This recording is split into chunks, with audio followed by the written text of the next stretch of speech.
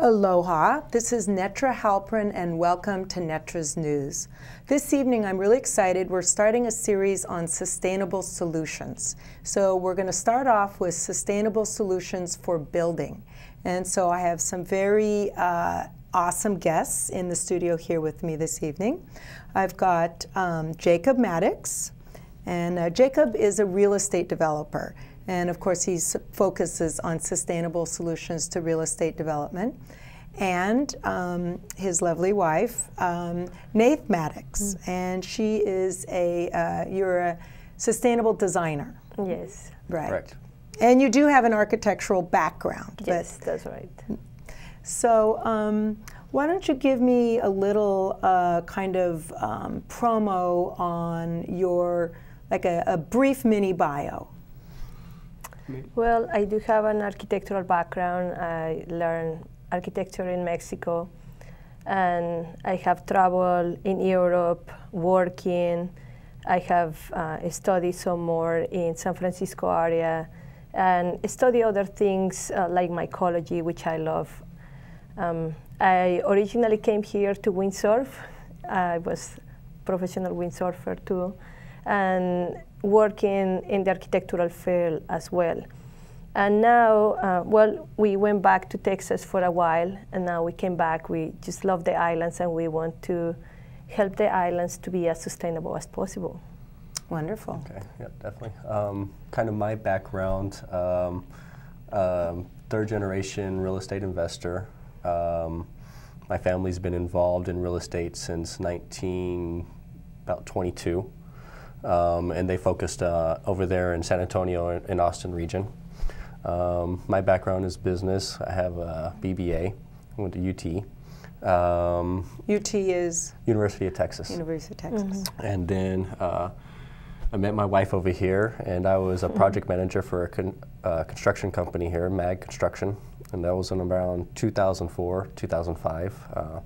And she was working with Hawaiian Commercial and Sugar and Alexander and Baldwin, doing a lot of the hairs and HAPS drawings. Yes. So that's historical engineering, record surveys, and historical architectural building surveys. Okay. A lot to do with very old buildings. Yeah. Old buildings. So I got to see firsthand, after a while, how do they look. Right. The proof is in the pudding. The proof is right there. Yes, exactly. And then we decided to expand kind of the aspects of the building industry that we are in, and we went into more pre-construction and pre-development, and that's what we focused on over there in Austin, Texas. And we put together pre-development pro formas, conceptual designs, funding packages, dealt a lot with the community involvement to make them more acceptable to the new sustainable solutions that are available to implement. Right. Right. We also spearheaded the green roof in Austin. Ordinance? Was it Yes, an ordinance? it's an ordinance right now. They did have the reflective roof ordinance back then, and we were there every day just trying to convince them of all the benefits, and you know, not just for them, everybody else should be doing it, but other states are doing it, like Chicago, New York, and finally, we got to, get the people excited about that, and now they are doing it, and we are really happy that it happened. Yeah. I think one of the issues that they had was that they thought that green roofs wasn't viable for Austin. Okay. And so the thing was, green roofs are viable everywhere, but we have to design it to the local regional climate. Exactly. So you have to have the right type of plants, the right soil that interact with the correct climate that you're interacting in. Exactly. Exactly, and that's where you would want to bring in a I don't know, plant biologist or a master gardener or somebody who knows that. So it's kind of a multidisciplinary project. Exactly. You have a lot of interdependence between the whole building industry. You know, you're working with architects, you're working with archaeologists, you're working with botanists, you're working with landscape architects, you're working with engineers, and it's really trying to connect all those different silos and have them focus on a bigger picture. Exactly. And saying, this is the big picture goal that we have. Now how can all these silos work together to achieve that goal? Right. Right. Plus, it's something that it enables all these green jobs. Exactly. Because exactly. that is a green job. A green job has to do with implementing all these sustainable practices. But who gets those jobs is from the architect all the way to whoever is producing the material Exactly. to Nurseries. implement. Yeah, nurseries. Landscape Exactly. workers. Mm-hmm. Exactly. The whole myriad of professionals. So I guess our goal would be that by the end of this show, the viewer will know what the quadruple bottom line is. Yes. So I Correct. think that would be our goal. So we have a video that we, DVD of, we did a tour of downtown Wailuku, because downtown Wailuku, those buildings, many have been there for quite some time. Yes. And just to show that sustainability, maybe the word is newly used, but the concept is actually quite old. That's very Yes, correct. it is actually. They did use it more than we use it now.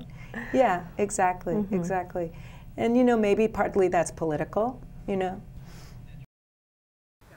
Hi there, this is Neith Maddox. I'm here to answer a question I get all the time. Why should we build with stone instead of wood?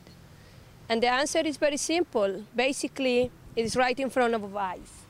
We have buildings that have been here, example as the courthouse, and these buildings are going to remain here for another 100 years or more. That doesn't happen with buildings that are made of wood.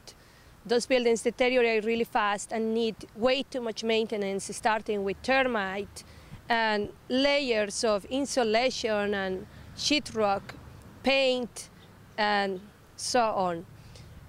The whole purpose of having buildings that are made with local materials, and this is the stone that we have all over Maui, it is to boost the local economy. The deforestation that is happening because of us building with wood is just outrageous. And having the resources to do it here, that's the answer of why should we be building with stone instead of wood. Aloha Maui, my name is Jacob Maddox. I'm an associate with Sustainable Solutions, a local nonprofit that is working to address a myriad of sustainability problems. Today we're talking about sustainability in buildings and building materials. We're here at the Wailuku Public Library, and as you can see, this facility was built with lava rock stone. That was a local indigenous material. It created jobs for the local people. It was built by local people. As you can see on the windows, the depth is about 1 foot thick, and that provides a great insulation barrier for the building. It decreases operations and maintenance costs because it doesn't have to be treated with termite protection. It doesn't have to worry about being burnt down in case of a fire. And it doesn't have to worry about getting mold and mildew as rapidly. Sustainable buildings is a legacy that you leave behind. It's what most people don't figure out with sustainability is 10% of your cost is up front in the initial construction, with about 15 to 20% going towards operations and maintenance.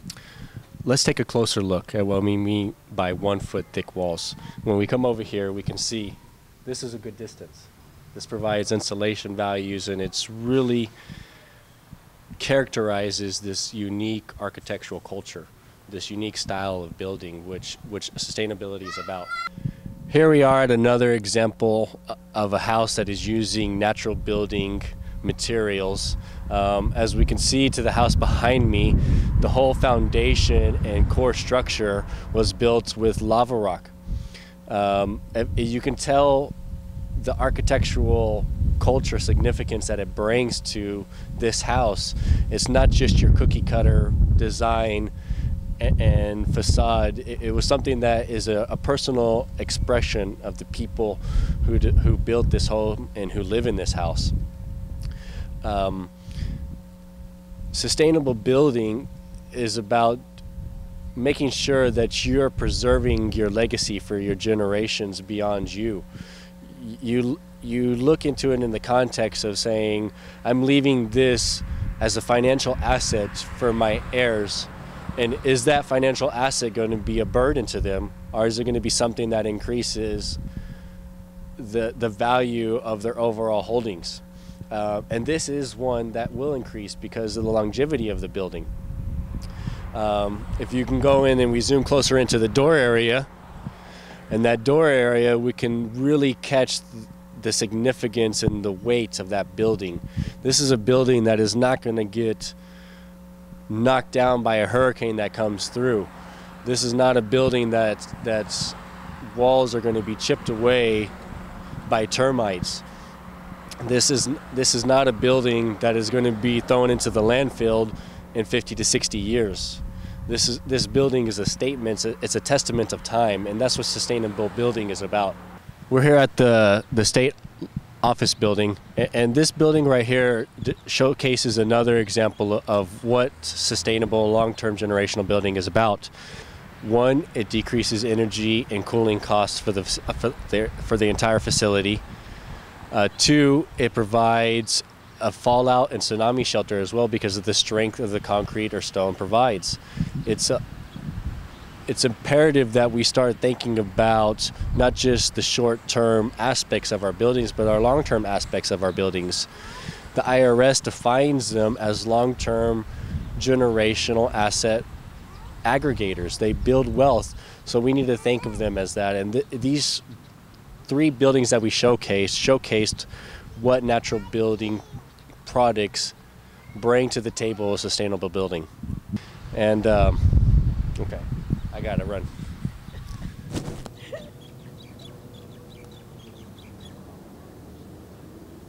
So as we have seen, the other alternative is this concrete. The concrete has some issues with it, environmental issues such as what happens when we access concrete from getting it from the ground. What is the environmental impact of it? We also have the other issue, for instance, in the island, which is we do have corrosion from the salt. And most of the buildings that are made of concrete have a structural support of a stainless steel, hopefully a stainless steel, but otherwise it will be steel. Concrete has the possibility to always crack. And when it cracks because of the heat or humidity or whatever, then the water will get inside and it will start the corrosion of the metal inside, in this case the steel. And that will be a big factor of why perhaps concrete is not the best option yet. Okay, so did you want to add some comments?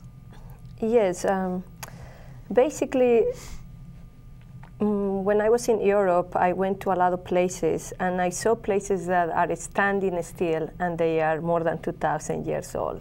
Some of them are built with brick, and they are 3, 4, or even 5 stories high. They don't have any other kind of structural support, and it was amazing to see that. I think that in architecture, we have been forgetting a lot of what we had in the past, and the architects are being very experimental with new materials, and it's good. But for the overall lifetime of the building, we have to remember the materials that have worked for such a long time. And we have the examples there all the time. We call it ruins. We go to visit them, but we don't practice them at home.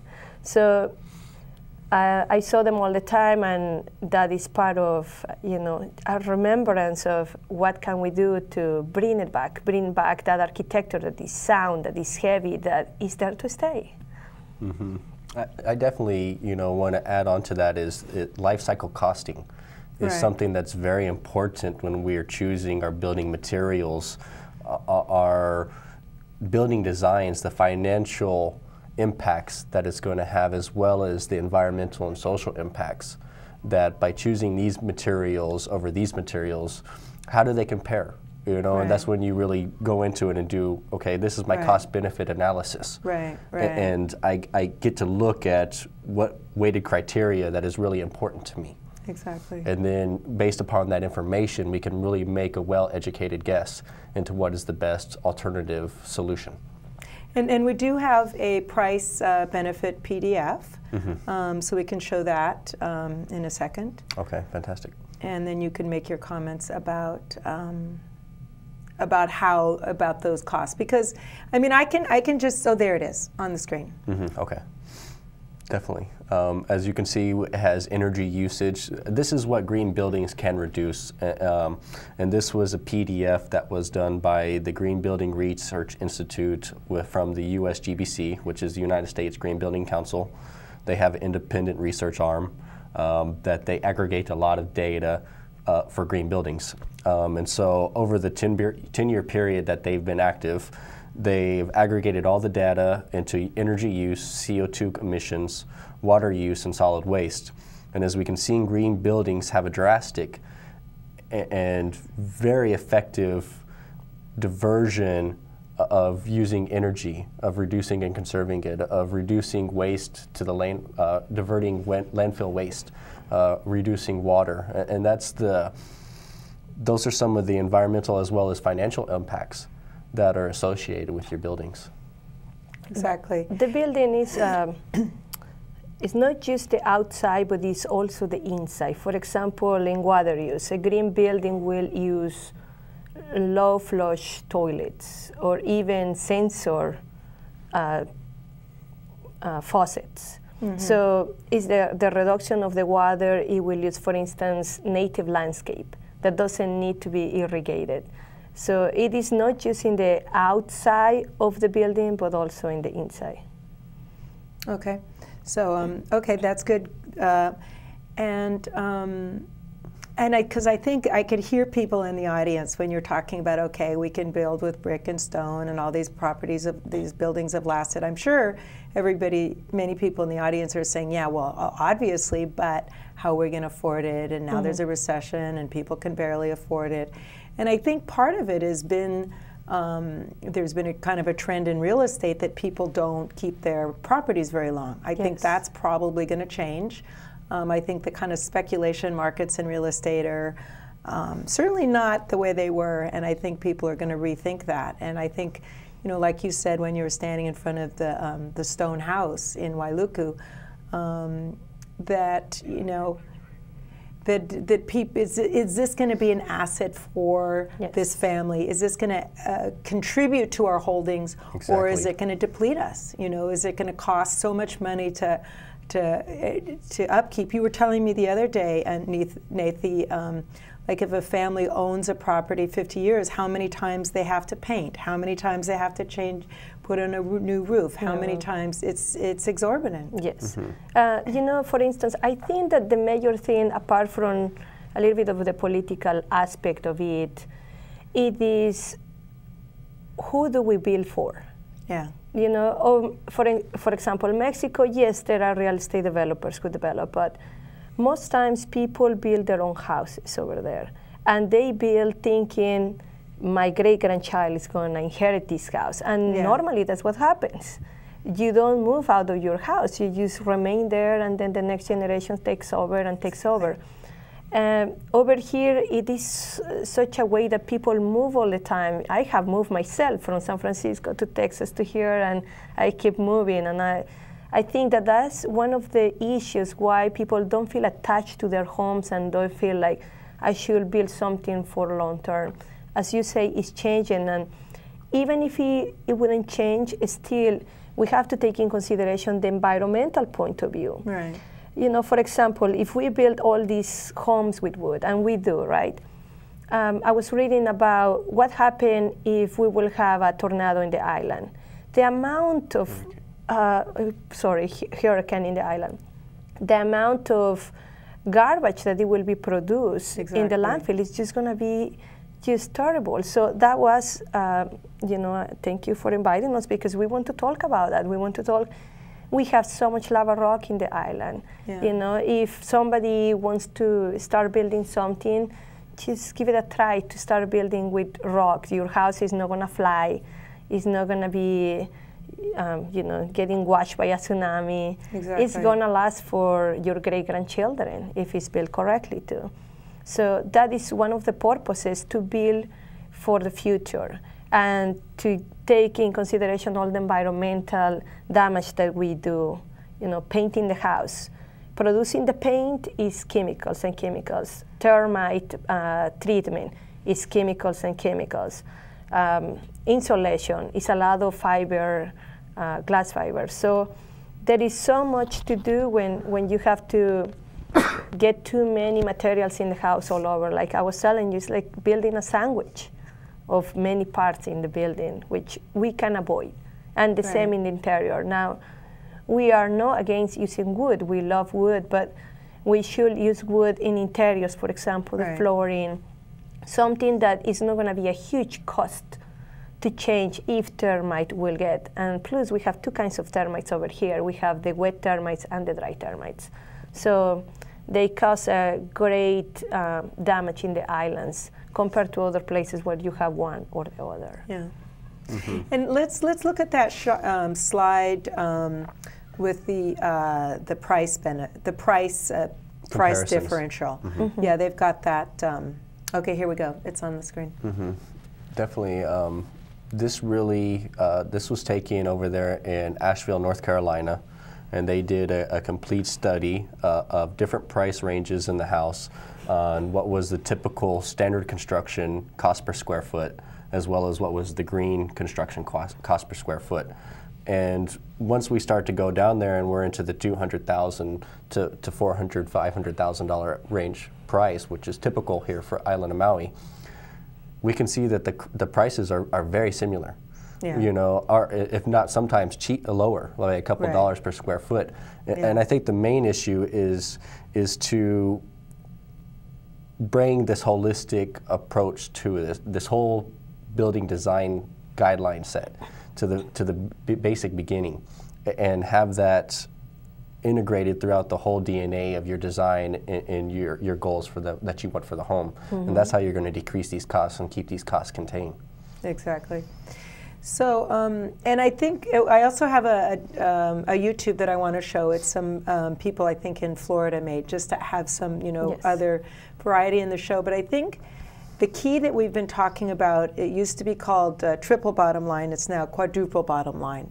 So that's really kind of the core of what we're talking about here.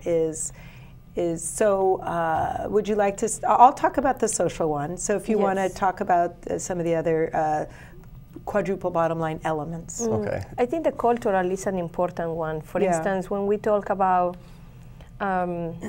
native landscape, over here we have some endemic plants that we have to be taking care of by planting more of them. And it's not just the endemic side of it, but also that they are part of the Hawaiian culture, which we being host here, the Hawaiian culture is hosting us, we have to support, we have to return back. So in every building we do, we design, we need to bring up these plants that were part of their religion, dances, of their culture. That's part of the cultural. It doesn't have to do just with the environment. The environment is a great part, but it's all related. It's like a net, like a web. So you do one thing and it benefits or no benefits the other part. So that's part of the cultural. Mm-hmm. Wait, let me just give an overview. So the quadruple bottom line is that in any project, in any decision you make, you consider the economic, the environmental, the social, and the cultural. Because traditionally, or at least in the last century, the bottom line basically means cost, expense, and it's only looking at the financial. Exactly. And if you kind of look around at our world, things aren't really going so well. Mm-hmm. So it's a new paradigm, basically. It's a holistic paradigm. So you consider all of these. And you still do get a financial, it's not about forgetting the financial, but it's in balance. It puts it in balance with the other thing. Like, for instance, a company that is just about making a profit, they could be doing a lot of polluting, and then that's harming everybody, and then our medical costs go up, our quality of life Yes. goes down, and Exactly. and then that company isn't usually having to pay for it unless they get sued, and it's just not a good system. They externalize their costs. Exactly, exactly. They externalize their costs, and then sure they have to pay a lawsuit here and there, but it's that they consider it the cost of doing business. So we're talking about a new way of looking at government, at development, at everything. So you talked about the cultural. What did you want to? Which one you want to mention? Well, I kind of want to talk about each four of them briefly. Okay. You know, the triple bottom line was coined in about 1997 by a gentleman, and it really brought this paradigm. Right. This change to how we look and how we analyze our investments. And it caught hold by a few big corporations, you know, like GE, Nike, some of these things, and they said, let's look at how we can enhance our business. And this is all about enhancement. We want to enhance our economic return. We want to enhance our social cost to society. We want to enhance the environment we live in. And I think within about the last 3 or 4 years, we started talking about that. What about culture? Because we were in Austin, Texas at this time, developing some affordable housing, and Austin, Texas is split by I-35, and East Austin got really segregated and gentrified throughout that whole region, and a lot of industrial development was put over there. And it was mostly minority, low-income brackets that lived over there. And so in about 2006, when the investment got right for that location, a lot of developers went in there and they developed these cookie-cutter industrial warehouse-looking condos. And the community was just screaming, saying, this is not what we want. This doesn't showcase our culture. Yeah. And so having that cultural aspect is very important. It's about building the community that you live in. It's about enhancing the cultural assets of that community. And National Geographic actually has a Center for Sustainable Development. And they do annual surveys, and they rank the top islands in the world in terms of sustainability. And part of what they look at is what they're calling geotourism. And it's an enhancement of ecotourism, but it really brings into context, how do the cultural assets, how do the cultural sightseeings enhance a visitor's perspective of the island? And that's very important when we talk about how do we bring in economic development. Right. You know, how do we diversify our development? Well, let's start looking at the cultural assets that we have here on the island, enhance those assets. Yes. Exactly. It's also part of bringing up more of these green jobs. Exactly. That's part of the economic part. But the economic part, it also has to do with whoever is going to buy the house, because it may not have to pay right there for all the maintenance that is going to happen in the next 20 years. Right. But they will. But they will. And they are just going to pay the initial cost, but then it's going to be happening. Another thing is, part of this economic is, who are they supporting when they buy their product? Right. In this case, their house.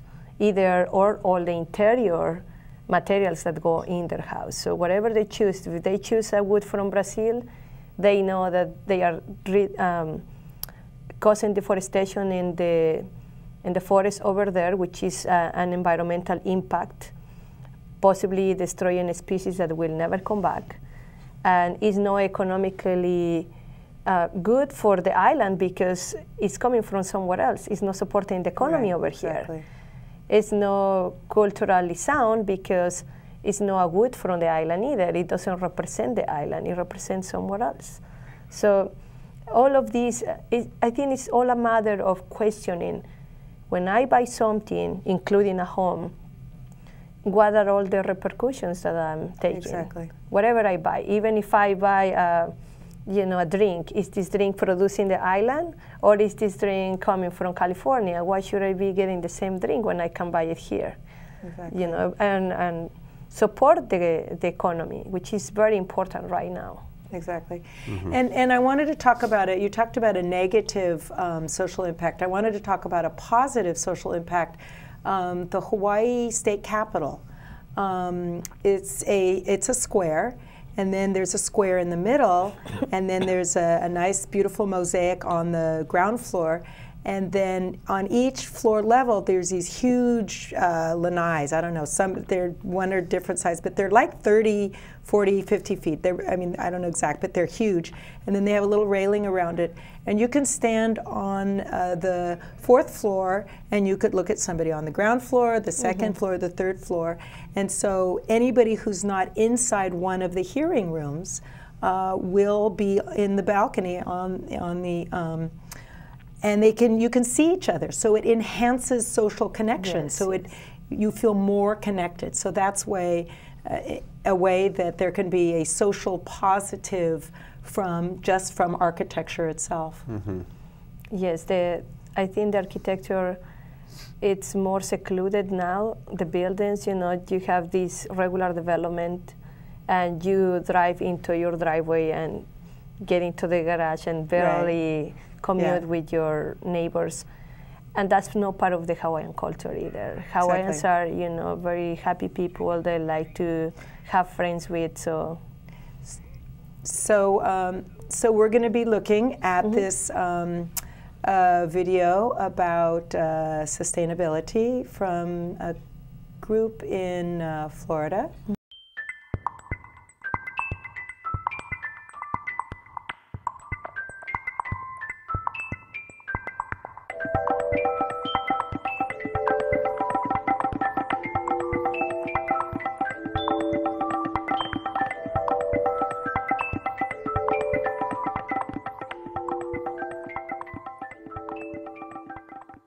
Sustainable building materials.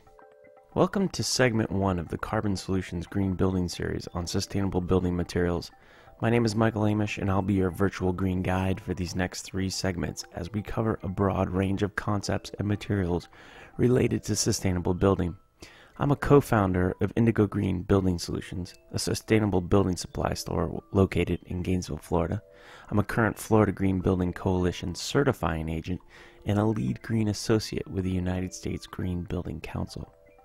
In this first video segment, we will talk about sustainable building materials and why they are an integral part of any sustainable building project. Here we will learn about sustainability and what it is, how materials can be sustainable in terms of waste reduction, source reduction, and certifications and standards that can assist you in finding truly sustainable materials. This segment will also touch on the major ways sustainable building materials can be regional, rapidly renewable, recycled, and certified, as well as how they can contribute to higher indoor air quality and daylighting. Are you ready, my virtual friends? Let's get started then. When we consider the construction of a green building, whether certified or not, sustainable building materials help achieve 3 broad goals. They must reduce demand on limited resources from the built environment during their life cycle, increase the built environment's energy efficiency and energy performance, and do less harm to the environment and the occupant's health. These 3 broad goals all meet the definition of sustainability. Sustainability is now a widely used term and generally recognized as the ability to meet the needs of the present without compromising the ability of future generations to meet their needs. If future generations consume the limited natural resources in the same way we currently do, our built environment will rapidly grow to unsustainable levels. If, however, we begin to value our natural resources differently, and as in Natural Capitalism by Paul Hawken, we reinvest in the natural capital, such as energy, materials, water, fiber, and topsoil, then we will have the basis of future prosperity. In terms of construction, sustainability is at the heart of any green building project. It is a fact that the built environment uses up a staggering quantity of resources, and according to the United States Green Building Council, or the USGBC, the impacts of both residential and commercial buildings in the United States include 72% of all U.S. electricity consumption, 39% of primary energy use, 38% of carbon dioxide emissions, 40% of raw material use, and 30% of waste, or 130 million tons of construction and demolition debris annually. To understand sustainable building practices, we must first understand the concept of the triple bottom line. In traditional business, the bottom line represents the return on investments made. When we consider green building, we consider the triple bottom line, which includes economics, environment, and social responsibility. This concept is most often visualized as a three-legged stool with one leg representing the environment, one leg representing economics, and the other leg representing social responsibility. When missing just one of these legs, the stool of sustainability cannot hold itself up for very long. This is also referred to as people, planet, and profit. Now, in order to talk about sustainable building materials, it's almost impossible to discuss this without touching on the most common green building certification in the United States, that is LEED. LEED is Leadership in Energy and Environmental Design and was developed by the United States Green Building Council. Founded in 1993, the USGBC is a 501c3 nonprofit organization of individuals and groups whose aim is to guide the development of buildings that are built in an environmentally responsible manner, are profitable, and are healthy places to live and work. Many green buildings will now and in the future be built with LEED in mind. For this reason, it is important to recognize the LEED point system that builders, owners, and architects utilize. This is a system in which the total points determine the level of green certification the project will be awarded.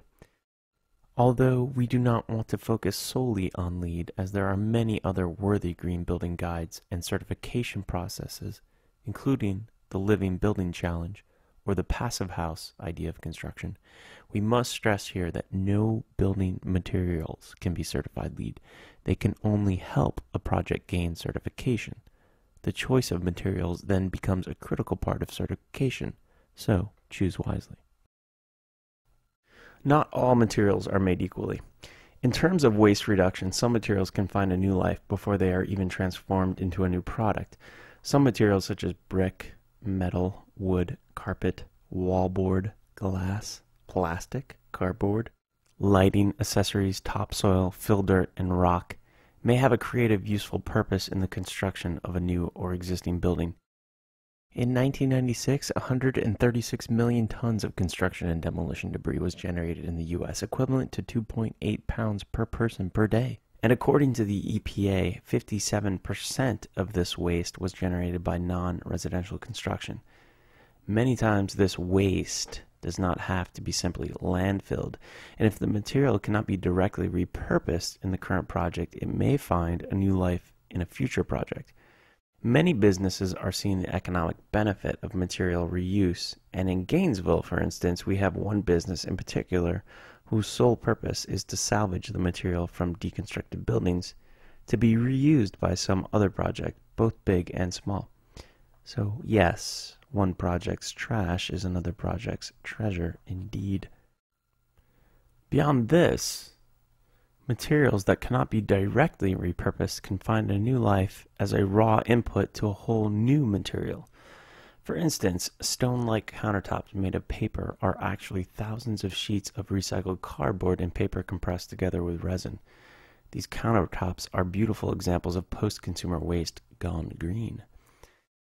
In all of these cases, source reduction is the #1 goal, with the focus being on reducing the amount of material used, thus reducing the amount of energy and non-renewable resources used.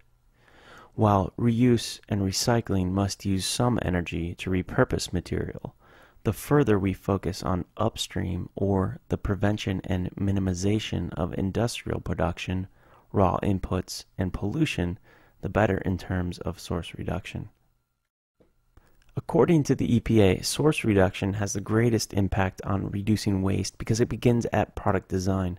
Source reduction can involve small or complete changes in manufacturing technology and design, raw material inputs, and product formulation.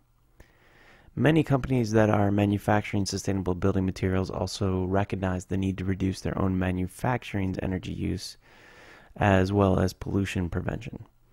When looking for sustainable building materials, you must also consider the way it's manufactured in order to qualify the producer as not only legitimately engaging in source reduction, but also furthering the goals of sustainability in general.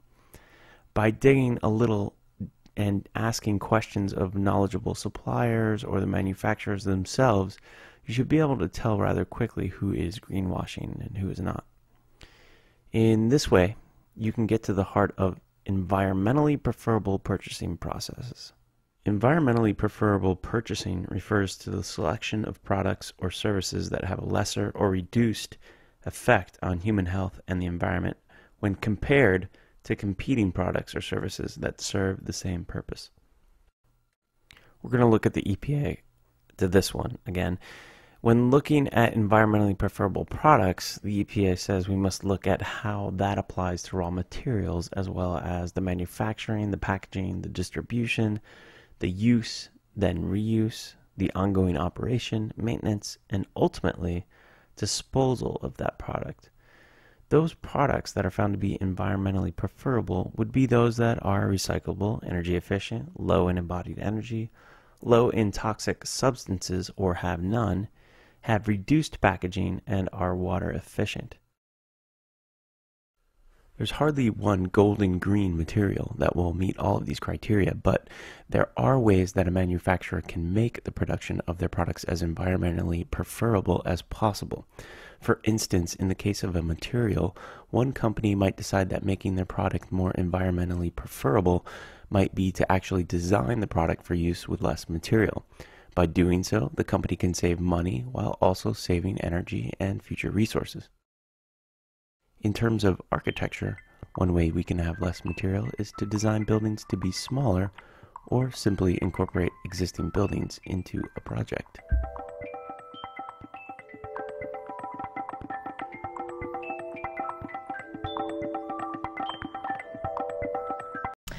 Okay, so, first I just want to tell the audience, please call in if you have some questions for Neith or Jacob, 873-3430. So what is your response or your comments about that video?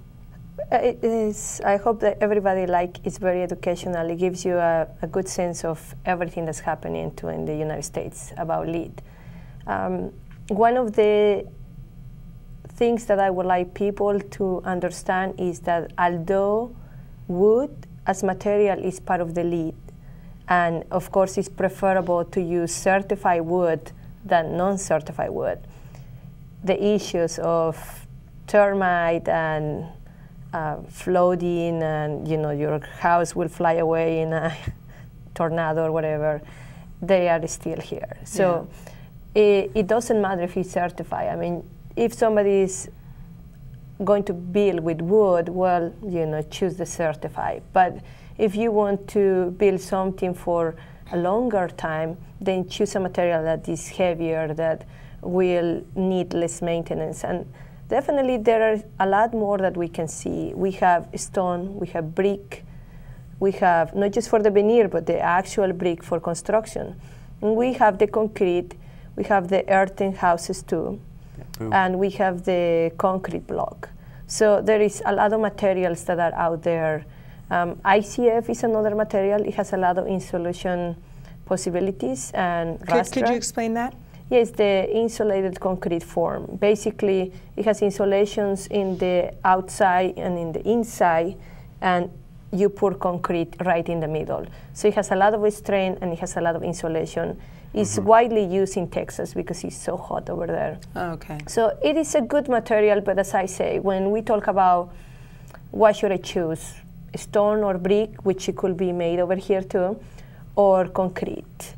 Concrete is a great material. I mean, we architects love concrete, but at the same time, it has its environmental repercussions. So we need to think very deeply about, all right, if I do this, what's going to happen? And plus, as I was explaining in the video, the corrosion of the metal is definite. I've seen a lot of buildings, when I was working doing the hubs, that's the first thing that I saw firsthand. And you can even see it with buildings that are, not too old either. So either with concrete or with wood, you're going to have that issue. A new material that is being in research and development right now is the carbon fiber. We use it in windsurfing, and now it's getting into the building materials. And I'm really happy about that because it's really a strong material. It doesn't have the corrosive issue, but it still needs a little bit more, research and development. So we do have a caller. So, hello, caller. Hello there. Hi, Netra. Hi. Hi, this is Robin Knox. Oh, hi, Robin. Thanks for calling. You're welcome. I had a question for Neith and Jacob. I've noticed, I do water quality and wastewater work, and I've noticed that people really just want to latch on to a solution. They want to go straight to that technology that is their answer. And as they mentioned earlier, it's not about the material that makes a building leads. It's about the design process and how you put together all the different parts.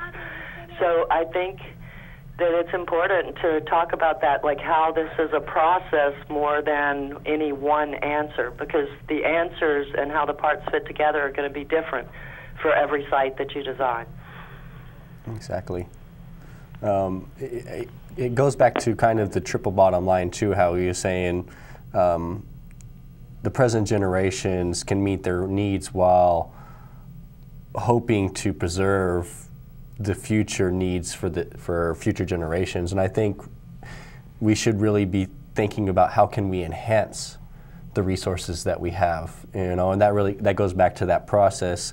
Sustainable building is about the whole view of it, the big picture view of green building, and connecting those dots and saying each site is unique, so we have to look at this by a case-by-case example, and LEED is just a framework to utilize along that way.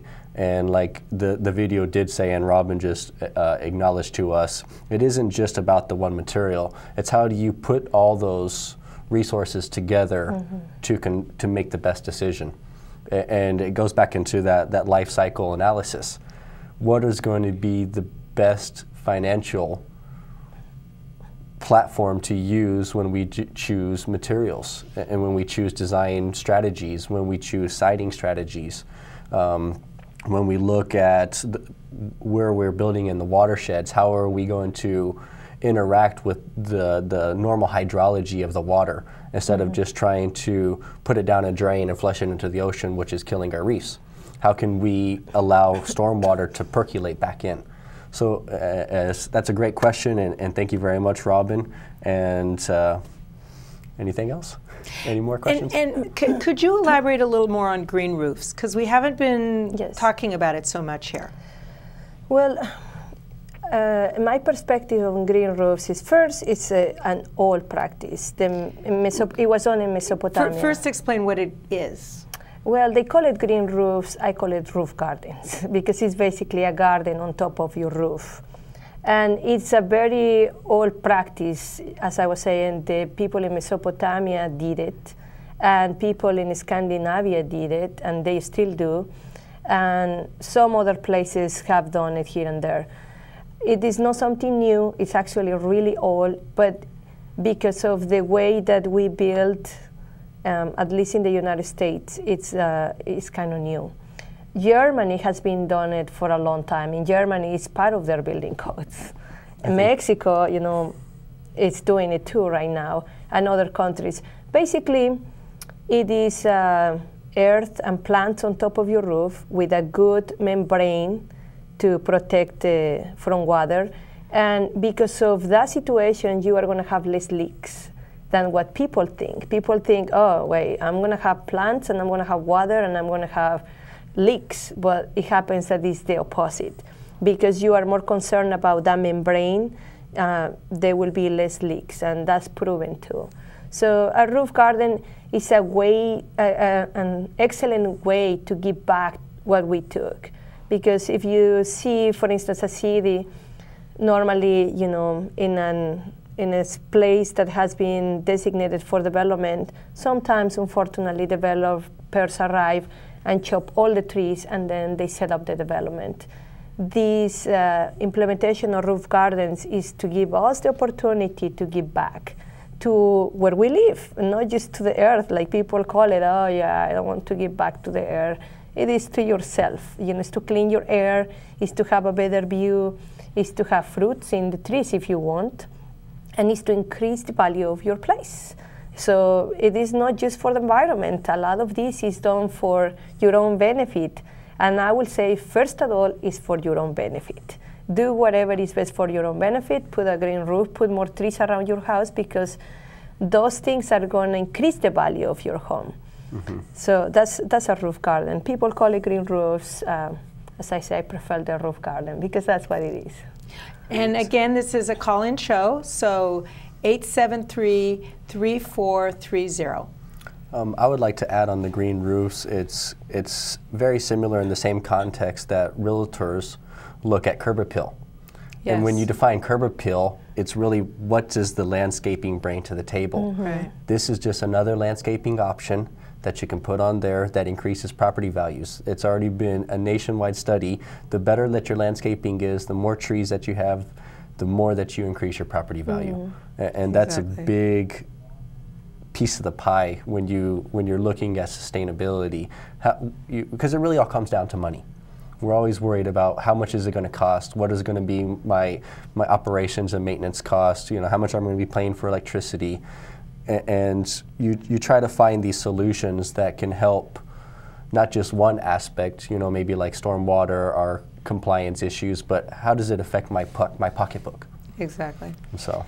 And then Robin Knox, her main issue in life, as she said, is water quality, and she's doing the Southwest Maui Watershed Alliance. And one of the big things that we know is that if there's a lot of impervious surfaces, that's going to create more flooding. Yeah. It's basically going to throw nature out of whack.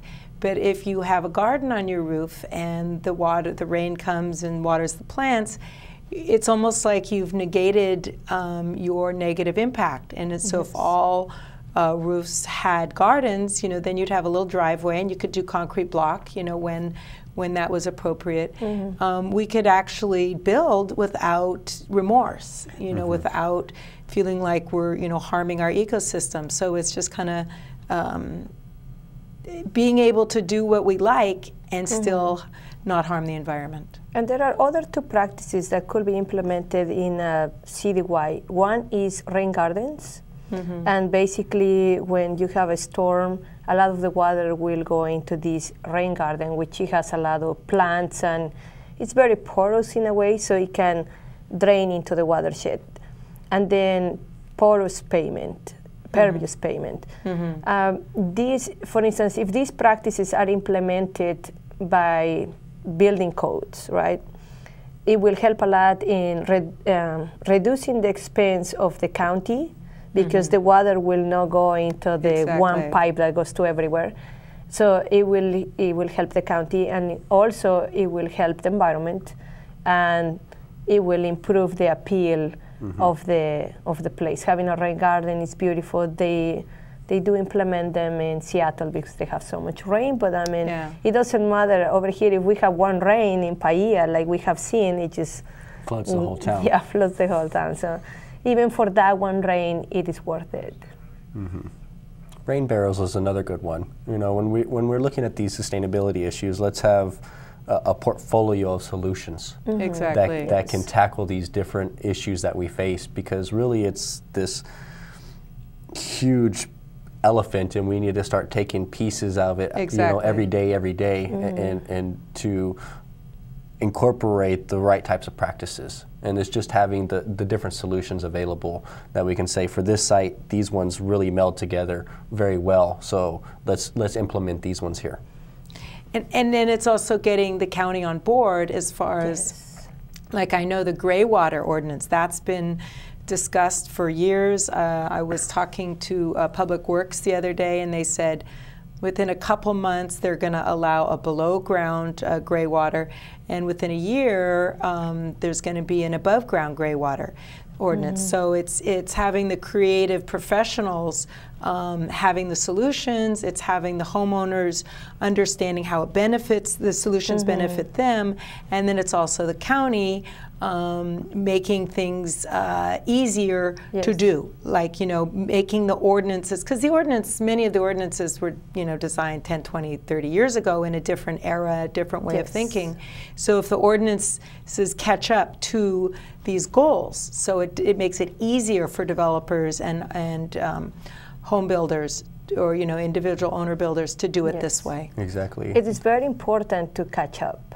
Yeah. And not just because of it is environmentally sound, but it is very economically sound. Exactly. And if we want to improve the situation we have in the island with very few green jobs, then this is the opportunity. Bring these sustainable solutions to the table and implement them. You know, not just talk about them, but implement them. Exactly. It will help the whole island just greatly in all the aspects, especially the people, after all. You know, they are going to improve their homes. They are going to have more value in their places. Exactly. Yeah, very true. So we're nearing the end of the show. So is there something you wanted to particularly, your last kind of thing you want to say maybe to the audience? Well, I would like to really ask the people that to question everything that you purchase. You know, I know that questioning to purchase a house is a big thing, but sometimes we can help a lot just by purchasing things that are local. We can start a little bit at a time with, you know, do I buy these strawberries from the cool strawberry or from California? Well, that's, you know, right there the choice, and it helps. Okay, great. Okay, Jacob? You know, really going back to that economic analysis of it, their homes are long-term and short-term wealth builders. We need to take that and start making our decisions based upon what is financially sound from both ends, short-term and as long-term value. Exactly. You know, and for the short term, we need to start looking at, they have studies out there, CoStar, which is a major research-intensive building think tank, has a study out there where they look at the different certifications of green buildings compared to normal ones, Energy Star, LEED, and normal. And they see that green buildings do have a price premium increase. And so that's very important. Good. Well, thank you. That's really important for people to remember. And one thing I wanted to say also is Merry Christmas. We're almost here to Christmas, and I just want to talk about the fact that many people's lives are not as stable as they were in past Christmases. There's many people who are homeless or semi-homeless. Many people don't have money for gifts. And so I'm just kind of requesting that in the spirit of Christ, in the spirit of the season, that just remember that. Think about that. Think of your friends who may not be doing so well and how you can help them. And those people who are listening who aren't doing so well, you know, have faith. It's going to get better. Maybe not the whole big picture, but it's going to get better. So I just wanted to say that. So thank you for coming. Yes, thank you very much. Thank you for inviting us. It's been awesome. I look forward to more sustainability shows. Thank you, crew. You've done a great job. Thank you for everything. Thank you for watching Netra's News, and I'll see you in a couple weeks. Merry Christmas. Merry Christmas.